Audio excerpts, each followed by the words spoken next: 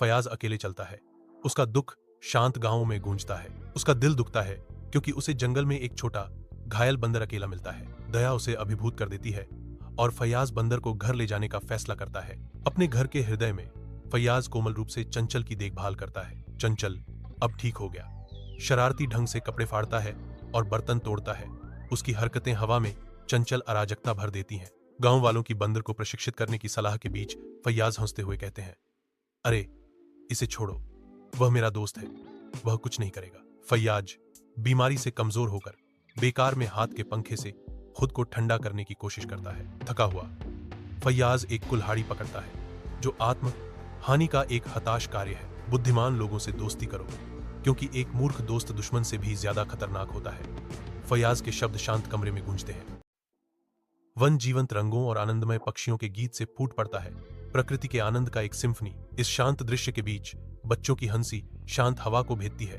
उनके चंचल खेल पेड़ों से गूंजते हैं। अली आनंदमय उत्साह में खोया हुआ पेड़ों के बीच दौड़ता है, पूरी तरह से जंगल की मनमोहक सुंदरता में डूबा हुआ।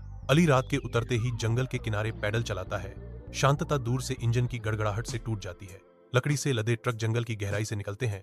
उनका माल गुप्त गतिविधियों का संकेत देता है। एक आकृति उभरती है जो ऑपरेशन पर छाया डालती है, जिससे अली के दिल में आश्चर्य और चिंता की लहर दौड़ जाती है। चेहरों का समुद्र शहर के चौक को भर देता है।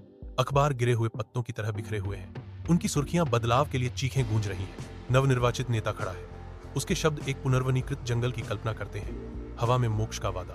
भीड़ में अली देखता है, उसके होंठों पर एक हल्की मुस्कान है। उसकी आंखों में आशा की एक चिंगारी जलती है। जैसे ही शाम आकाश को आग के रंगों से रंगती है, शेनेल और अगू अपने जीवंत पड़ोस में टहलते हैं। उनकी हंसी शाम की हवा में गूंजती है। आज हम बहुत मजा करेंगे अगू, शेनेल कहती है। उसकी आवाज उत्सुकता से भरी हुई है। अगू समान उत्साह के साथ जवाब देता है, हाँ यार, मैं लंबे समय से इसका इंतजार कर रहा हूँ। शिनिल और एगो मैदान पर आते हैं। उनकी हंसी गूंजती है क्योंकि वे फुटबॉल का एक जीवंत खेल शुरू करते हैं। शिनिल के पैर से गेंद ओरदार तरीके से होती है, दूर के पेड़ों की ओर मुड़ती है। एगो चिल्लाता है, मैं इसे ले आऊंगा। ईगो पेड़ों के पास जाता है।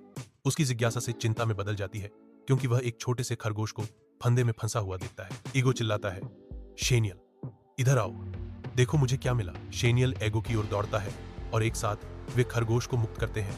हमने इसे बचाया, शेनियल चिल्लाता है। एक उज्जवल छुट्टी पर जंगल जीवन से भरपूर है।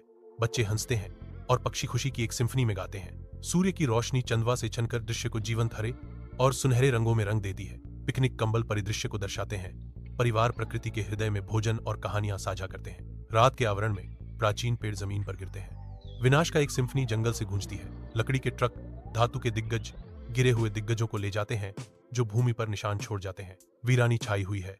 जंगल का दिल टुकड़े टुकड़े हो गया है। एक स्पष्ट भय उजाड़ क्षेत्र पर छा जाता है। शहर की सड़कें विरोध की ऊर्जा से धड़कती हैं जो अवज्ञा में एकजुट चेहरों का सागर है। भीड़ के माध्यम से जंगल बचाओ और नेता हटाओ के नारों वाले बैनर लहरा रहे हैं। हर शब्द असंतोष के तिनके में एक चिंगारी है। गुस्से की एक स्पष्ट लहर दृश्य पर छा जाती है। हवा निराशा और बदलाव की तीव्र इच्छा से भरी हुई है। एक प्राचीन वन के हृदय में एक अकेला व्यक्ति पन्ना गहराई में और भी गहरा उतरता है। घने पत्तों के बीच एक घायल शिशु ड्रैगन असहाय पड़ा है, जिसका नाजुक रूप ऊबड़ खाबड़ परिवेश के बिल्कुल विपरीत है। करुणा से प्रेरित होकर व्यक्ति घायल प्राणी को गोद में लेता है। उसका स्पर्श कोमल होता है क्योंकि वह उसकी पीड़ा की सीमा का आकलन करता है। रात के आवरण में एक व्यक्ति एक ड्रैगन के बच्चे को अपने घर में लाता है जो गोपनीयता में डूबा हुआ है। कोमल देखभाल के साथ व्यक्ति एक बोतल से छोटे ड्रैगन को दूध पिलाता है, एक छिपे हुए बंधन का पोषण करता है। समय आगे बढ़ता है, ड्रैगन बढ़ता है और रहस्य गहराता है। शांत वन में वन्यजीव अधिकारी आते हैं। खतरे को समझते हुए व्यक्ति ड्रैगन को आश्रय देने वाले जंगल में ले जाता है। साथ मिलकर वे जंगल के अंदर छिपे एक नए जीवन की शुरुआत करते हैं।